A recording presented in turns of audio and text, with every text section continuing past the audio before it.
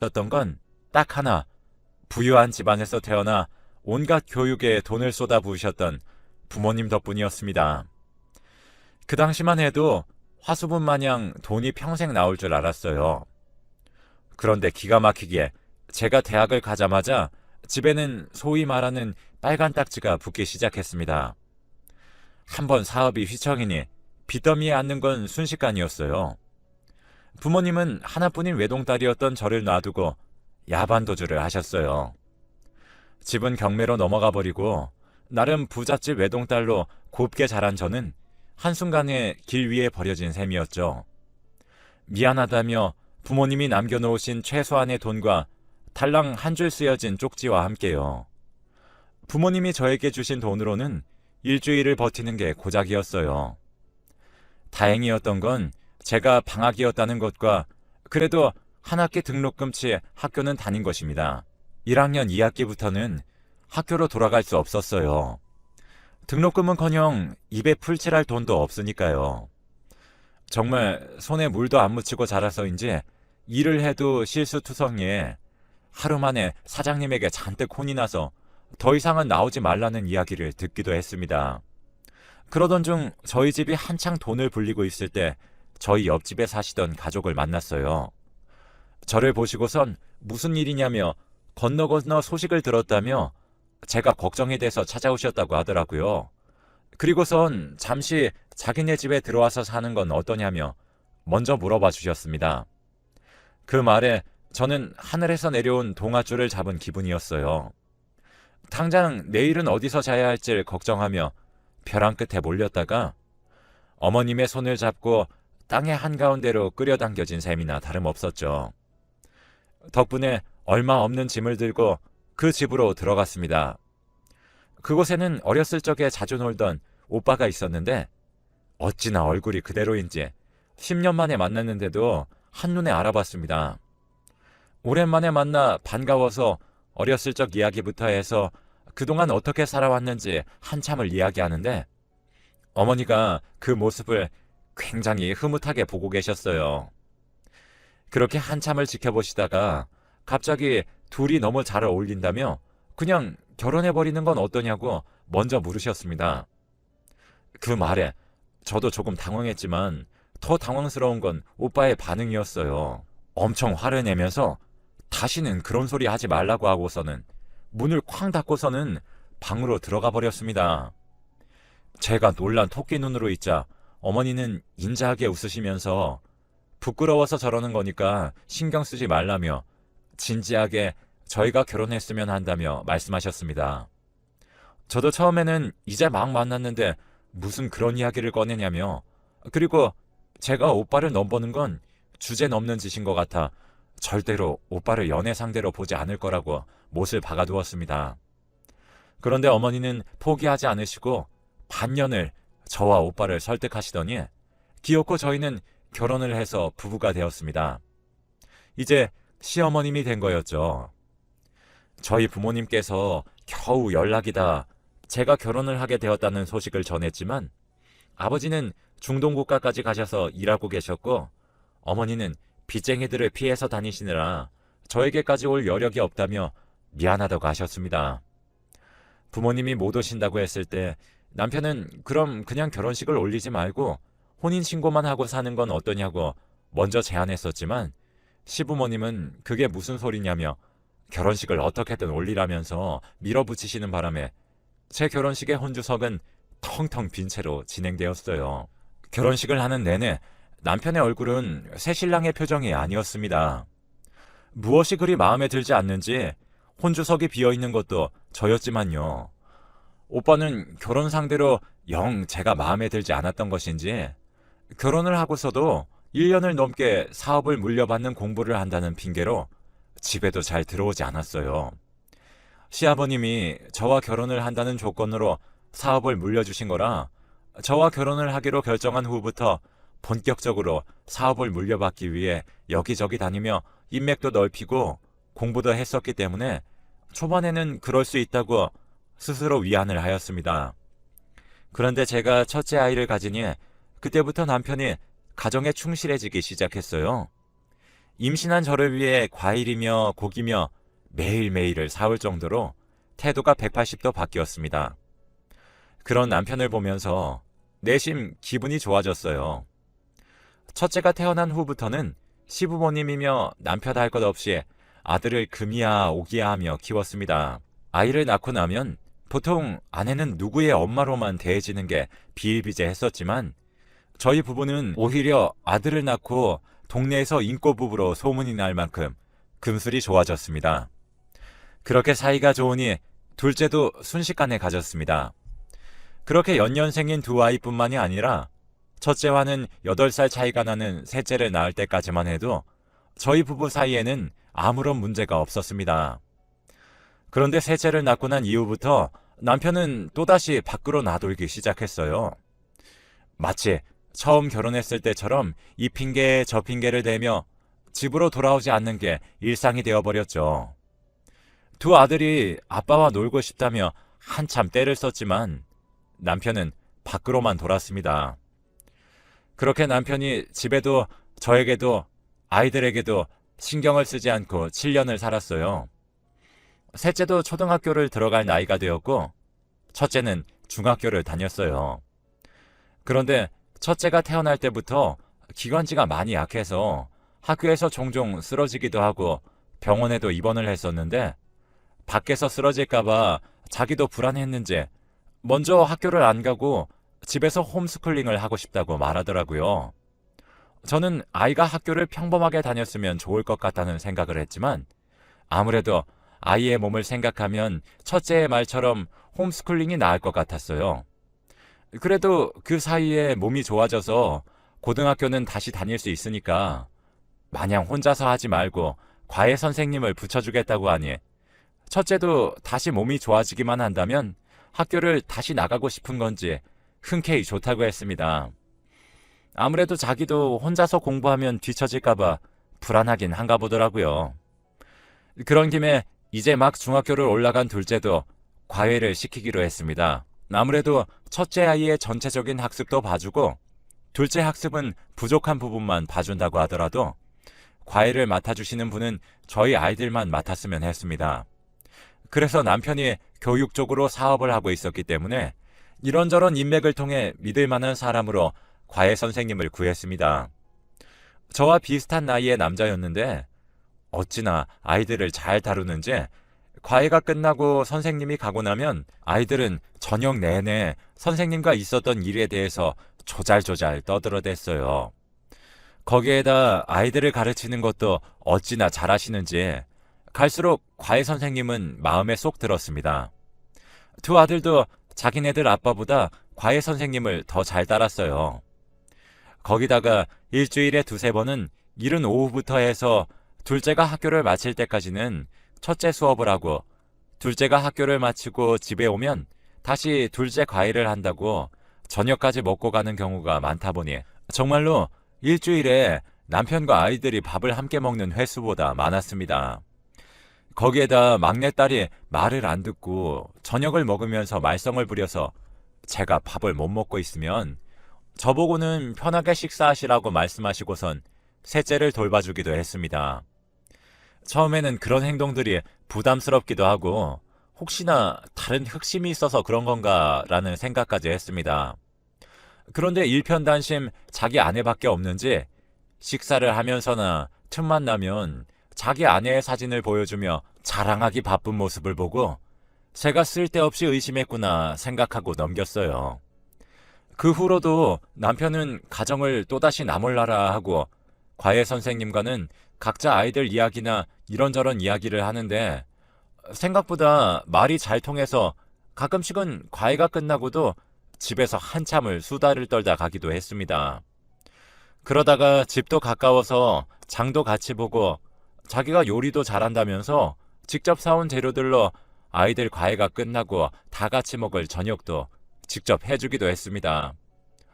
가랑비에 옷 젖는 듯 점점 그런 일들이 늘어날 때쯤 점점 선을 넘는다는 것도 인식하지 못하다가 한참 과외 선생님이 저녁을 대신해 주고 있을 때 어머님이 집에 오셨을 때야 아차 싶었습니다.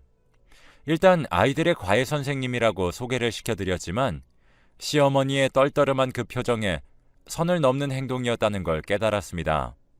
과외 선생님도 저희 시어머니의 눈치를 살금살금 살피면서 이만 가봐야겠다면서 다 차려놓은 음식은 먹지도 않고 쏜살같이 집을 나갔습니다. 그 이후로 어머님은 아무런 말씀을 하지 않으셨지만 하고 싶은 수십 가지의 말들을 꾹 누르시고서는 아범이 집에 많이 신경을 쓰지 않냐고 물어보셨어요. 그 말을 듣자 제가 처신을 잘못했다는 생각에 그렇지 않다면서 아이들 과외 선생님일 뿐 그 이상도 이하도 아닌 사람이라고 해명했습니다. 분명한 오해는 맞았지만 오해할 수밖에 없는 상황을 만든 것도 저였기 때문에 그 이후로는 과외를 할 때마다 가정부 아주머니에게 집을 맡기고 저는 집에서 자리를 피했습니다. 그 이후로 과외 선생님을 제대로 보지도 않은 채로 2달이 지났습니다.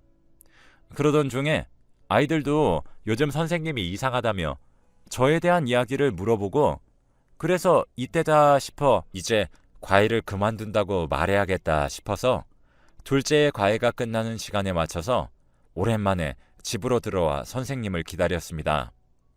과외가 끝나고 나오자마자 저는 잠시 드릴 말씀이 있다고 아이들이 없는 곳에서 이야기를 했습니다.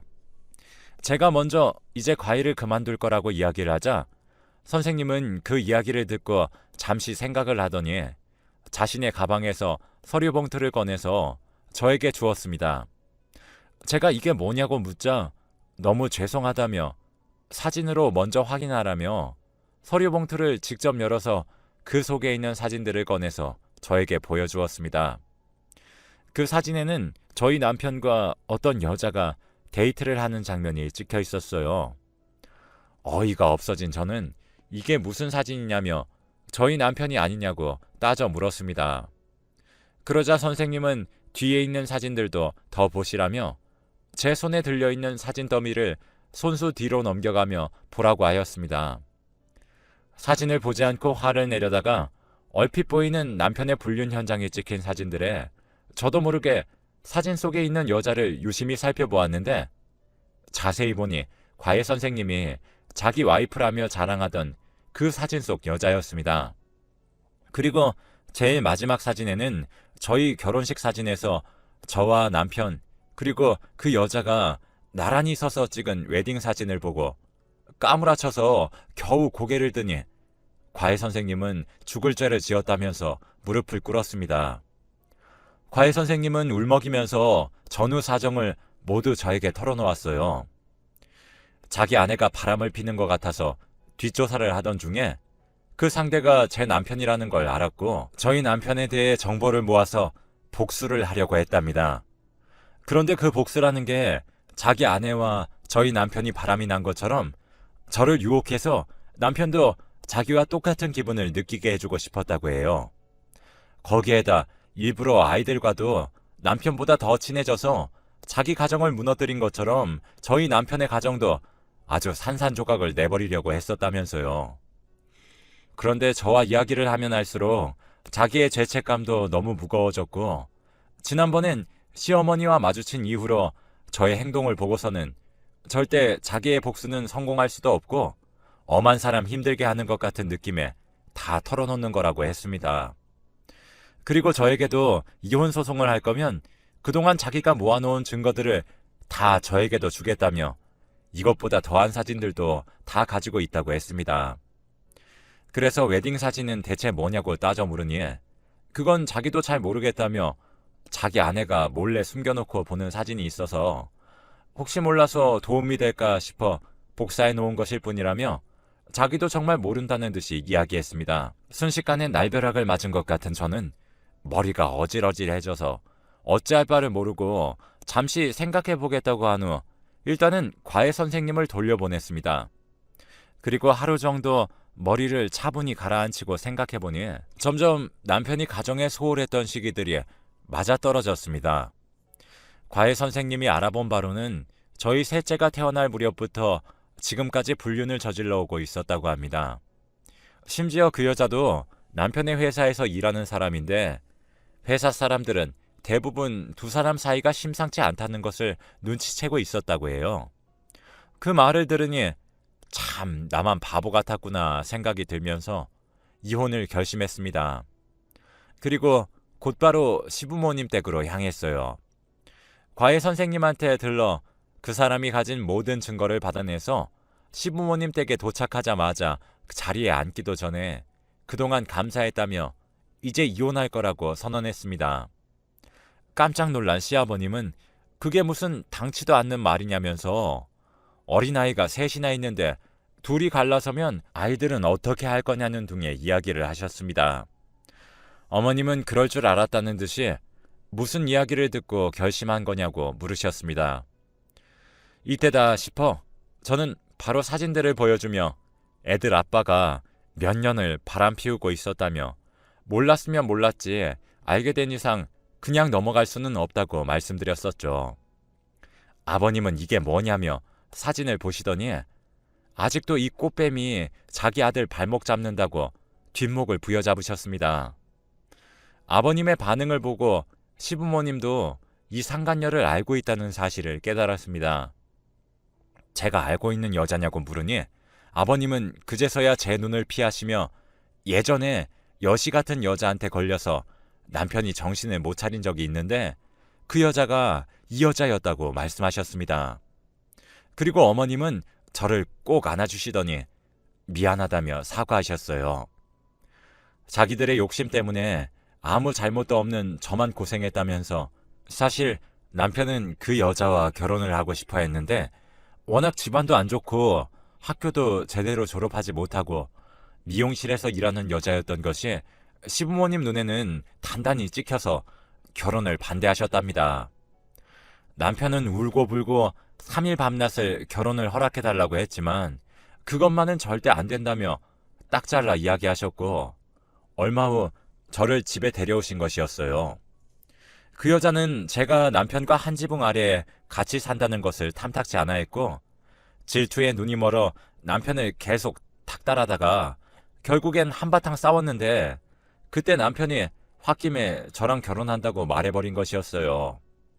그 여자는 뒤늦게 울고불고 찾아왔지만 이미 결혼을 약속해버린 후라 되돌릴 수도 없는 노릇이었죠. 그런데 그 여자가 어찌나 심술궂은지 신부의 하얀 드레스가 자기도 입고 싶었던 것인지 제 결혼식 날 하얀 원피스를 입고 와서 당당하게 사진까지 찍고 간 것입니다. 결혼식을 올리자마자 둘의 분류는 시작되었고 남편은 그 와중에 아들이 태어나고 여자도 부모님의 등살에 떠밀려 결혼을 했다고 해요. 그 이후로 몇 년은 각자의 가정에 충실하다가 여자가 경력이 단절되고 재취업한 곳이 저희 남편 회사였어요. 그때가 저희 셋째가 태어날 무렵이었고 둘의 분류는 다시 시작된 것이었죠. 어머님도 1년 전쯤에 남편의 회사에 잠시 들렀다가 그 여자를 봤고 설마 하는 생각에 뒷조사를 하셨다고 합니다. 그런데 설마가 사람 잡는다고 역시나 남편은 바람을 피우고 있었고 그 사실을 알게 된 어머니는 남편에게 화내기도 하고 어르고 달래보기도 했지만 남편은 여전히 눈이 멀어 어머니의 쓴소리마저도 제대로 듣지 않았다고 합니다. 결국엔 제가 다 알아버려서 상처받게 된 건 정말 미안하다며 연신 사과를 하셨습니다. 이혼 소송을 하고 싶으면 하라면서 변호사 선임 비용은 어머님이 책임지겠다 하셨죠. 그래서 그 길로 당장 이혼 소송 서류를 제출하고 남편과 이혼을 했습니다. 남편은 제가 집에서 뭘 했었냐면서 미자료는 한 푼도 없다며 날뛰었지만 제가 그동안 혼자 아이 3명을 케어한 것을 인정받아 1억이 넘는 돈을 미자료로 받을 수 있었습니다. 물론 저는 남편뿐만이 아니라 상간녀에게도 소송을 통해 미자료를 왕창 받아냈습니다.